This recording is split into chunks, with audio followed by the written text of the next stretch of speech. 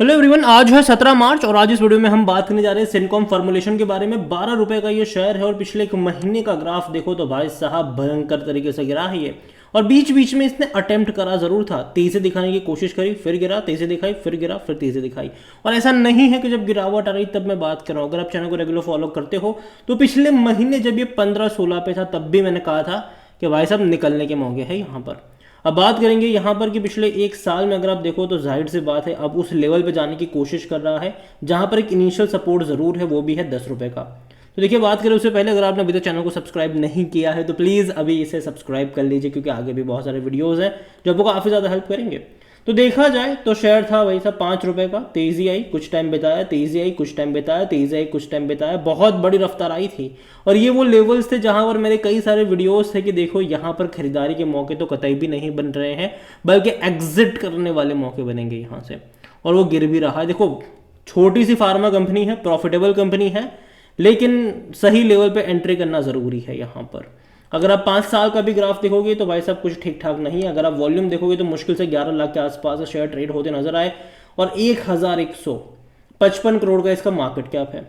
जो all time high है वो 18 रुपये का है, ऑल टाइम लो है वो तकरीबन 4.5 रुपये का है।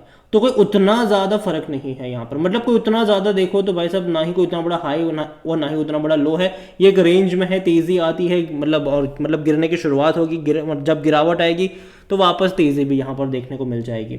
और जहाँ तक सिनकॉम को बारे में अगर हम बात करें तो छोटी सी कंपनी, लेकिन डिविडेंड जो है वो पे आउट करती थी 2022 तक। 23 से पे करना बंद करा है और मुझे लगता नहीं कि दोबारा पे करना शुरू भी करेंगे ये। यहाँ पर 3 पैसा पर शेयर का डिविडेंड पे आउट होता था। छोटी सी फार्मा कंपनी, अगर आप इनका वेबसाइट पे जाओगे तो डोमेस्टिक और इंटरनेशनल दोनों बिजनेस है, जिनमें से अगर मैं डोमेस्टिक पे जाता हूँ तो देखो इनकी कई सारी प्रोडक्ट आपको देखने को मिल जाएगी। और इनकी लाइफ केयर प्रोडक्ट भी है और राइट न्यूट्रिशंस वाली भी आपको इनकी प्रोडक्ट देखने को मिल जाएगी। और यहाँ पर अगर हम लाइफ केयर में भी जाएंगे तो कई सारी छोटी छोटी प्रोडक्ट हैं इनकी, ठीक है, बहुत सारी। लेकिन प्रॉब्लम यही है कि कंपनी की प्रोडक्ट बहुत सारी है, लेकिन जो कंजम्पशन होना चाहिए, एक हीरो प्रोडक्ट होना चाहिए, तो वो उतने ज़्यादा नहीं है यहाँ पर। और जो कंपनी जो टैबलेट्स कह लो या फिर चीज़ें कह लो वो ये बनाती है, वो कई सारे और लोग भी बनाते हैं। जैसे कि आप पैरासीटामोल की बात करो, कई सारे और लोग बनाते हैं, ठीक है। आप विटामिन डी की प्रोडक्ट की बात करो, जो न्यूट्रिशियस की अगर हम बात करते हैं यहाँ पर, उसमें अगर आप देखोगे यहाँ पर तो विटामिन D3 की टैबलेट्स हो गई यहाँ पर, इसके अलावा ओमेगा 3 की टैबलेट्स हो गई, मल्टीविटामिन्स हो गई यहाँ पर। तो ये बहुत सारे लोग हैं, बहुत सारे लोग ये चीज़ कर रहे हैं, ठीक है। एप्पल से असाइडर विनेगर वगैरह हो गया, बहुत सारी चीज़ें हैं, लेकिन बहुत सारे लोग कर भी रहे हैं ये चीज़। तो जाहिर सी बात है कोई ऐसा नहीं है कि ये नहीं करेंगे तो कोई नहीं होगा। और जाहिर सी बात है कंपनी के रेवेन्यू अगर आप देखोगे तो वो इसके चलते थोड़े बहुत हैम्पर भी हो रहे हैं। देखो कभी कोविड के टाइम पे फ़ायदा हुआ था इनका, क्योंकि कोविड के टाइम पे ये जो कंपनी है जो इंटरनेशनली जो चीज़ें बनाती है उसमें कई सारी जो छोटी छोटी चीज़ें हैं, जैसे कि ग्लव्स हो गए, ठीक है, जैसे कि इंजेक्शंस हो गए, जो सिरिंज वगैरह हो गई, वो बनाने का काम कंपनी करती है। तो बहुत सारी छोटी छोटी जो जो चीज़ें थी वो ये कंपनी बना रही थी, जिसकी डिमांड भी थी। यहाँ पर अगर आप इनके वैल्यूएशन को देखोगे तो 43-44 का पी है, सेक्टर पी 50 का है। ना ही मैं इसको सस्ता कहूँगा ना ही महंगा कहूँगा।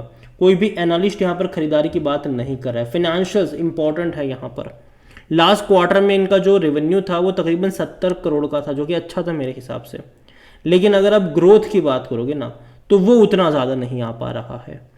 2021 में इनका जो रेवेन्यू था ये 60 करोड़ के आसपास का था, ठीक है। बाद में 22 में भी ये 65 करोड़ के आसपास का रहा, फिर बाद में कम हुआ, फिर घटा, कम हुआ, तो ये उसी रेंज में है। और प्रॉफिट अगर आप देखो तो अच्छी बात यह है कि प्रॉफिट धीरे धीरे बढ़ रहे हैं। जो पहले प्रॉफिट 4-5 करोड़ का था वो अभी 6.5-7 करोड़ के आसपास का है। लेकिन देखते हैं कि अगले क्वार्टर के नंबर्स किस तरीके से आते हैं, और बेहतर भी आने चाहिए, और वरना भैया दिक्कत तो यहाँ पर अभी भी होगी। होल्डिंग को लेकर बात करें तो यहाँ पर एक चीज़ मिसिंग है, वो है इंस्टीट्यूशंस बाइंग।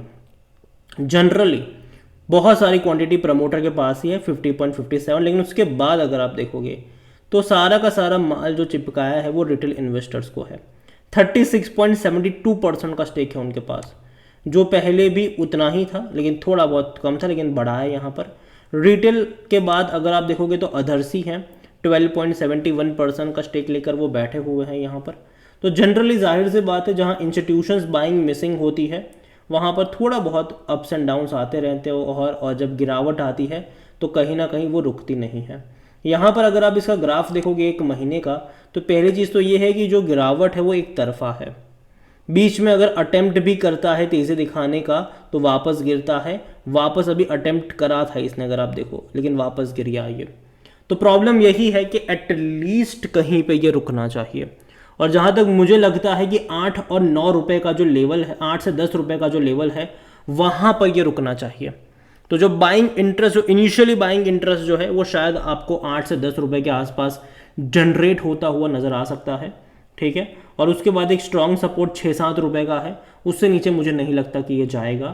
तो जिस तरीके से अभी हाल फिलहाल में स्मॉल कैप और मिड कैप को लेकर बाजार भाई साहब बहुत ही पिटाई वाले मूड में है, तो जाहिर सी बात है इसकी भी पिटाई हो ही रही है। और मैं पहले भी बोल चुका हूँ, मैं अब भी कहूँगा कि यहाँ पर 10 रुपए के ऊपर खरीदारी नहीं करनी चाहिए। ये मैं कई बार बोल चुका हूँ, ऐसा नहीं कि मैं अब बोल रहा हूँ। लेकिन हाँ, जब 8 रुपये पर था, 7 पे था, 6 पे था, 5 पे था, मेरी बाइंग रिकमेंडेशन थी। लेकिन मैंने ये भी कहा था कि 15 की रेंज में जाए, मतलब 10 से 15 की रेंज में प्रॉफिट टेकिंग के मौके बनेंगे। और मैं अभी भी अपने उसी स्टेटमेंट पर कायम हूँ। मुझे लगता है कि 5 से 10 रुपये का, 5 से 10 रुपये का जो रेंज होगा वो बाइंग का रेंज होगा। उसके बाद जब ये 10 रुपये से ऊपर चला जाएगा, 10 से 15 का जो रेंज आ जाएगा, वो प्रॉफिट लेके भागने वाला रेंज हो सकता है। और लंबे समय तक ये इसी रेंज में इसी तरीके से ट्रेड करता नज़र आ सकता है, अनलेस एंड अनटिल कोई बहुत बड़ी अच्छी खबर आ जाए या फिर कोई बहुत बड़ी बुरी खबर आ जाए, जो कि डाउन साइड के लिए बुरी खबर होगी, अच्छी खबर अप साइड के लिए होगी। तो नज़र रखिए इस कंपनी के ऊपर। मुझे लगता है कि अभी भी शायद यहाँ पर करेक्शन हो सकते हैं, अभी भी मुझे लगता है कि ये कोशिश करेगा जाने की 10 रुपये के आसपास। लेकिन जैसे कि मैंने कहा, 8 से 10 रुपये का जो लेवल है वहाँ पर एक सपोर्ट, इनिशियल सपोर्ट जो है वो बनना चाहिए। एक स्ट्रॉन्ग सपोर्ट जो है वो 6 से 7 रुपये के आसपास बनता हुआ आपको नज़र आ सकता है। हालांकि अभी तो भैया वेट एंड वॉच, जल्दबाजी मत करना है। यहाँ पर वीडियो को यहीं पे एंड करूँगा। अगेन कोई बाय साइड रिकमेंडेशन नहीं है ये। पसंद आया हो तो लाइक करो, शेयर करो, चैनल वगैरह पहले बार है तो प्लीज़ सब्सक्राइब करें। और सिनकम फॉर्मुलेशन के बारे में आप क्या सोचते हैं वो भी आप मुझे कमेंट में लिख कर बता सकते हैं। Thank you.